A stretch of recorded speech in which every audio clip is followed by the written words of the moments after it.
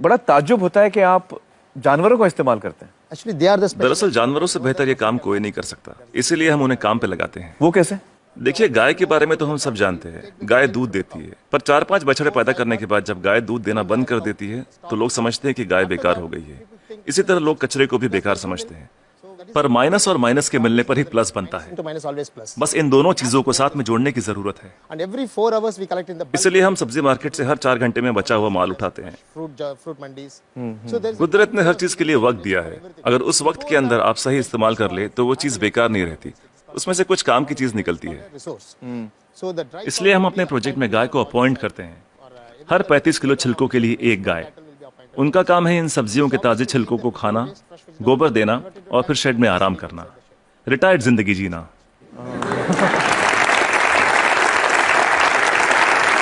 within 8 hours time. सिर्फ 8 घंटे में सारा कचरा घट के गोबर के रूप में 1/4 हो जाता है, The entire waste. और इस गोबर में काफी मात्रा में ईंधन वाली मीथेन गैस Once होती the है। dung comes out. हम तुरंत गोबर को बायोडाइजेस्टर में डाल देते हैं, इसमें से मीथेन गैस निकल जाती है और हमें बिना मीथेन के गोबर का एक घोल मिलता है। Methane free cow dung slurry will come out. Immediately इसको हम तुरंत केचुओं के हवाले कर देते हैं।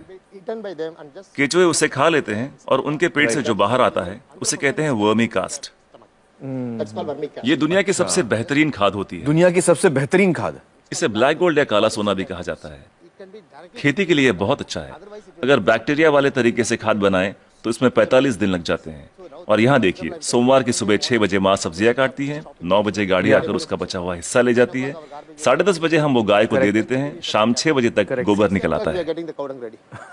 Put in the बायोडाइजेस्टर में गोबर से मीथेन निकाल ली जाती है और उसका घोल बचता है, उसे केचुए खा लेते हैं और तीसरे दिन सुबह तक यानी 72 घंटों से भी कम समय में ब्लैक गोल्ड मिल जाता है। खाद बनाने का ये दुनिया का सबसे तेज तरीका है, कोई मशीनें काम नहीं कर पाएगी, वो भी बिजली का इस्तेमाल किए बिना।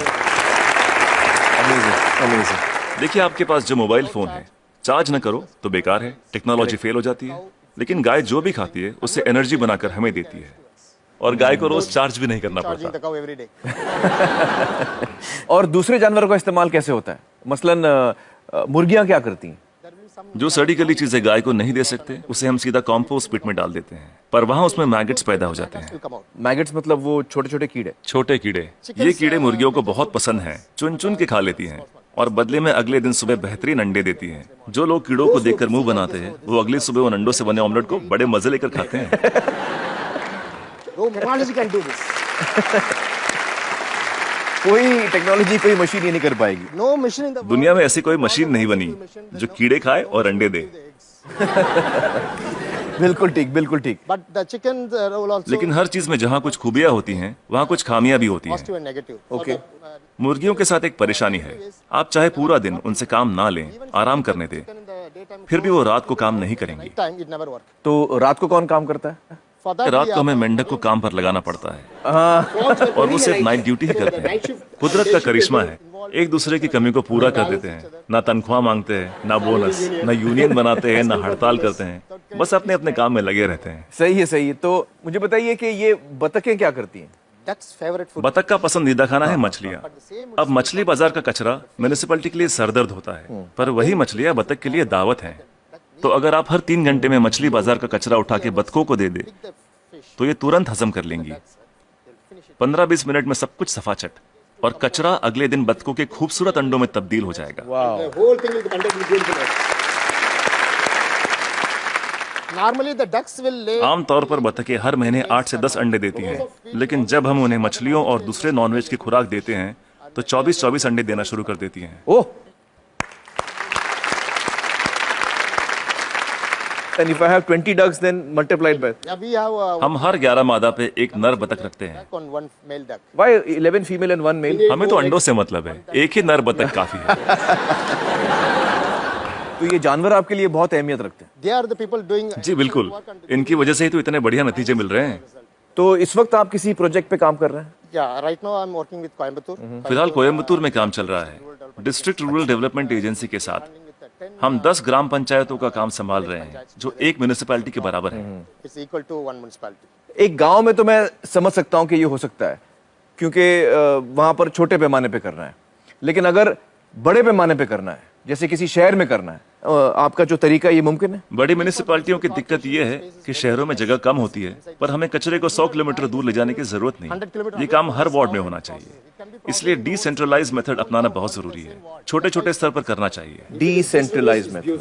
लोग हजारों टन कचरे से एक साथ निपटना चाहते हैं, पर यह सोच ही गलत है। अगर मैं आपको एक बड़ा कटहल दूं, तो आप उसे एक साथ एक बार में खा सकते हैं, लेकिन अगर उसके छोटे छोटे टुकड़े कर दें, तब खाना आसान हो जाएगा। इसलिए हर 2 किलोमीटर की रेडियस पे SLRM सेंटर होने चाहिए। SLRM सेंटर क्या होता है? Solid and liquid resource management centre. तो हर 2 किलोमीटर पे ये सेंटर होना चाहिए। जी, डिसेंट्रलाइजेशन एक कामयाब तरीका है। साथ ही कचरे को अलग अलग इकट्ठा करना भी बेहद जरूरी है। मिसाल के तौर पर सलून में से सिर्फ 6 तरीके का कचरा निकलता है। वो क्या है? महिलाओं के बाल, पुरुषों के बाल, ब्लेड, क्रीम लगे हुए पेपर या टिश्यू, आफ्टर शेव, कॉस्मेटिक्स वगैरह के डिब्बे और कुछ बचा हुआ खाना और फूल वगैरह। Some flowers, other things. So we don't. हम नहीं चाहते कि ये चीजें बाकी का कचरा ले जा रहे ट्रक में मिलाई जाए। इसके लिए अलग गाड़ी होनी चाहिए। जैसे मुंबई में करीब 2000 सलून्स होंगे। 2000 saloons. एक गाड़ी सब जगह घूम के ले लेगी। हर इलाके के लिए एक छोटी गाड़ी। हाँ, अलग अलग एरिया के लिए अलग अलग गाड़ियां होंगी। हाँ। जी, सिर्फ सलून के लिए। दिन खत्म होने से पहले सब बिक जाएगा। आज की तारीख में दुनिया का सबसे कीमती कचरा है महिलाओं के बाल। 2500 रुपए प्रति किलो। वाह वाह। तो दिन भर का जो कचरा है, दिन खत्म होते होते वो इस्तेमाल भी हो जाएगा। अलग अलग इकट्ठा करें तो राज ये है, तरकीब ये है कि शुरुआत से ही मिक्स मत करो। जी, अलग अलग इकट्ठा करो और अलग अलग ही लेकर जाओ। तो आपके पास इसका पूरा प्लान है, मास्टर प्लान है? बिल्कुल है। वाह वाह। तो मुझे बताइए कि ये जो आपका मॉडल है, इसमें खर्चा कितना आता है? See, this is totally self-sustainable. देखिए, ये मॉडल अपना खर्च खुद निकाल लेता है। Experience, I'm telling you. मैं अपने तजुर्बे से कह सकता हूँ कि आपके घर के हर रोज के कचरे से 3 रुपए वसूले जा सकते हैं। Garbage. मतलब आप अगर मेरा कचरा लेंगे तो आप मुझे 3 रुपए देंगे? उसे 3 रुपयों में बदल सकता हूँ 3 रुपए में तब्दील कर देंगे, बदल देंगे। और कचरा उठाने का कोई भी चार्ज लिए बिना। तो मुझे बताइए कि अगर मुंबई जैसे शहर की जिम्मेदारी आपको दी जाए कि इसको आप साफ कर दीजिए, तो आपको कितना समय लगेगा, कितना वक्त लगेगा आपको? कम से कम 18 महीने। मतलब 1.5 साल। तो मतलब 1.5 साल में आप मुंबई की काया पलट कर सकते हैं। Yes. Ji, it's possible. बिल्कुल कर सकते हैं। बहुत बहुत शुक्रिया श्रीनिवासन जी, बहुत ही कमाल के सुझाव आपने दिए हैं। बहुत बहुत शुक्रिया। Thank you.